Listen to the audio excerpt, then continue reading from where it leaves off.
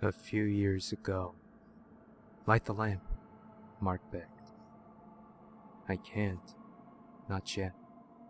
We have deeper and more darker areas to go. We might as well save it for that, I said. How long are we going to be in here? He rubbed his arms and shivered. However long it takes.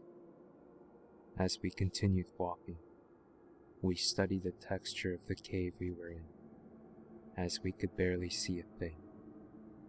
But when I saw something hanging over me, I just had to light the lamp. It was exactly what we were looking for. This is it, I cried in joy. Those are... Mark had a shocked, yet seemingly scared voice. Beautiful. My gleaming voice and cheer cut him off. I just stared at him with a big smile, unaware of what I was really seeing. Mark backed away from me, slowly. He was frightened. Dylan, those are dead bodies. He screamed at me, crying soon afterwards. I looked again at the hanging objects. He was right. I was scared. They were tangled in electric wire. I knew it was somehow on, electrocuting the lifeless corpses. But what was it connected to? I turned back to face Mark. The expression on his face frightened me. He was extremely shocked, looking directly behind me. All I did was run, not even looking behind me. As I ran past him, I tried to push him along, but he didn't move. He just was shoved, but he didn't move. He lost all conscious ability. I had no clue what he was looking at. I didn't want to know. I ran the hell out of that cave, scared for my life. I never seen Mark since, nor has anybody. But yesterday, I got some reception from his walkie-talkie. On that trip to the cave, we got walkie-talkies to stay in touch if we ever lost contact. The talkies could go in range from 2 miles.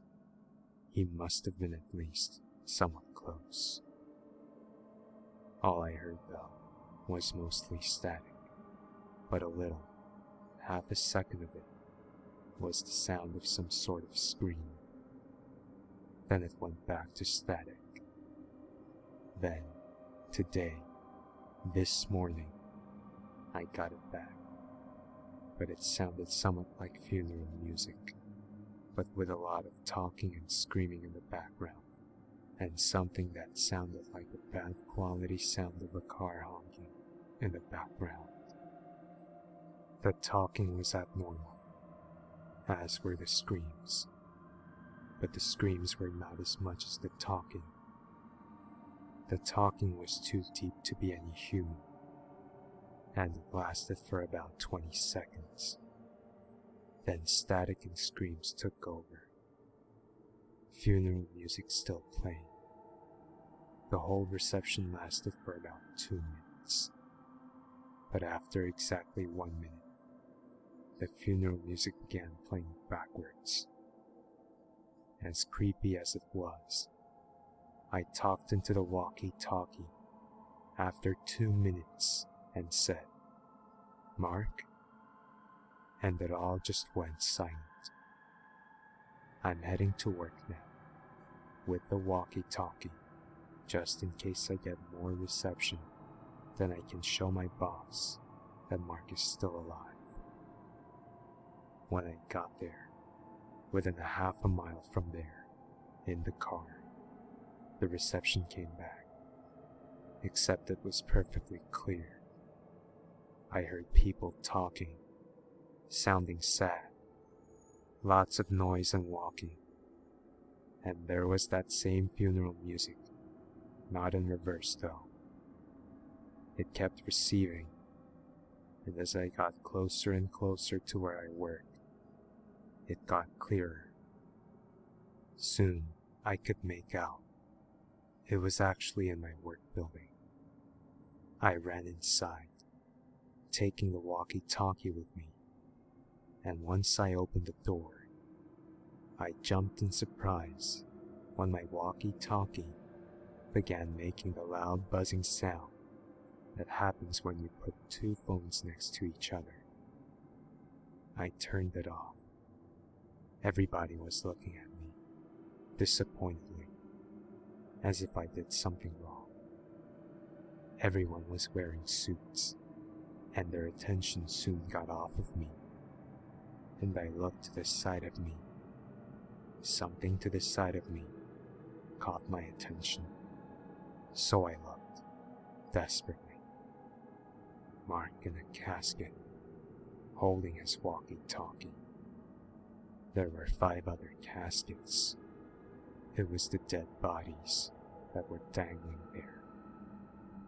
The images of the dangling dead was reinserted into my mind, and I stared at the wall, seeing something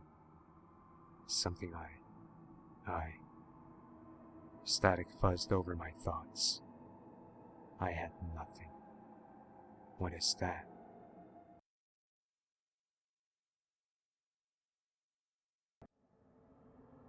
I've never brought this story up, not even to my pals who were there that night.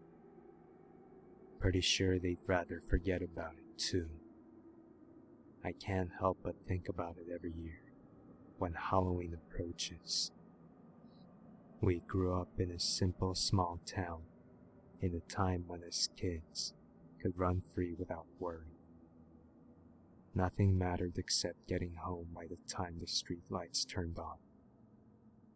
The parks and the woods were our kingdom, and we ruled, fearless. That Halloween night changed everything. A heavy mist filled the air, like walking through a cloud. I remember feeling the water droplets against my face, cold and damp, yet exciting. My pals got permission to stay out later for Halloween, unsupervised, as long as we promised to stick together. We had already trick-or-treated every house on our block, and decided to continue down to the lower block for more candy. There is a park just outside that neighborhood where we rarely played. It has a swing set with 2 cast iron sculptures on the top bar. One is a lionette, and the other is the head of a clown.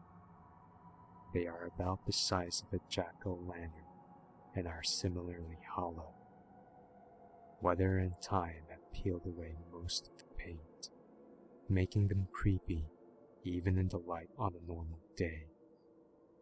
I'm sure they looked neat when it was built in the 60s, but not so much by the time we inherited the park. Sometimes, we dare each other to climb up to the top and reach into the mouth of either the clown or the lion to put something in it, or to see what someone left. Those hollow heads with gaping mouths were not the only reason we rarely played in that park, but that's what took us there that Halloween night.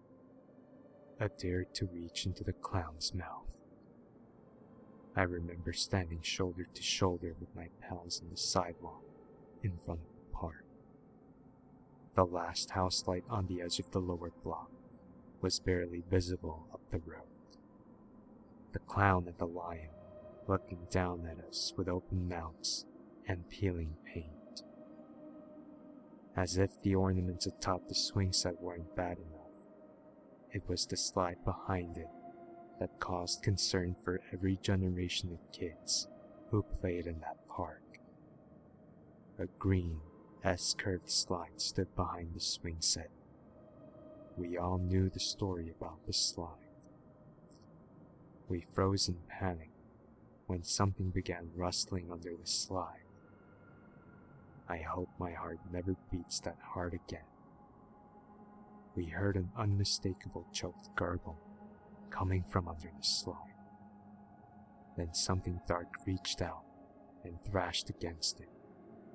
Metal hit metal with a tink-tink, and the gurgling grew into a wailing moan. I dropped my bag of candy and ran toward home as fast as I could, with my pals doing the same. I'm not sure if anyone else looked back, but I saw her. The dark form scampered out from beneath the slide. It staggered forward, grasping at its neck, and fell. It crawled and reached at us. The gurgling cry will haunt me forever. Years before our time there, a girl had been playing alone at the park. She had put on her dog's collar and leash to play pretend that she was a doggy. No one's really sure how it happened, but it seemed that she had climbed to the top of the slide and fell off. The leash had wrapped around the railing at the top, and she was found there, hung dead. The tales about our ghost under the slide had been passed along from generation to generation of kids who played in that park. I wonder how many stories about this slide have never been told. I've never brought it up myself until now. I wish I could forget about it.